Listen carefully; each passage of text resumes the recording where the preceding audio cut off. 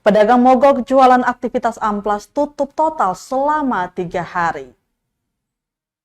Aktivitas jual beli di Ambon Plaza atau Amplas, Kelurahan Honipopu, Kota Ambon, tutup selama 3 hari. Penutupan aktivitas di pusat perbelanjaan tertua di Kota Ambon itu lantaran adanya aksi mogok oleh pedagang setempat.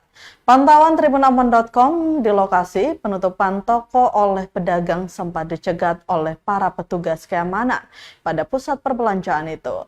Meski begitu, pedagang tetap melawan dengan tetap menutup toko tempat mereka berdagang. Dari ratusan toko yang berjajar, tak satu pun yang buka untuk melayani pembeli. Pembeli yang sebelumnya telah masuk untuk berbelanja, terpaksa memilih untuk keluar. Salma, salah satu pedagang amplas, mengaku memilih menutup toko sebagai bentuk protes terhadap PT Modern Multiguna atau MMG yang menaikkan tarif sewa lapak secara sepihak. Dikatakan sebelumnya per lapak disewa dengan harga dikisarkan Rp30 juta per 30 tahun. Namun kemudian pihak pengelola membuat kesepakatan sepihak dengan menaikkan harga menjadi Rp500 juta per 30 tahun.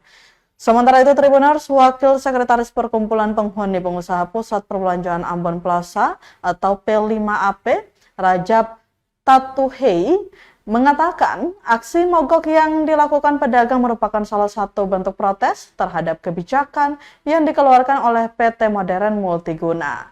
Dia mengaku aksi mogok ini rencananya akan dilakukan selama 3 hari ke depan, terhitung dari Senin hari ini sampai dengan Rabu 22 Mei 2024. Juga.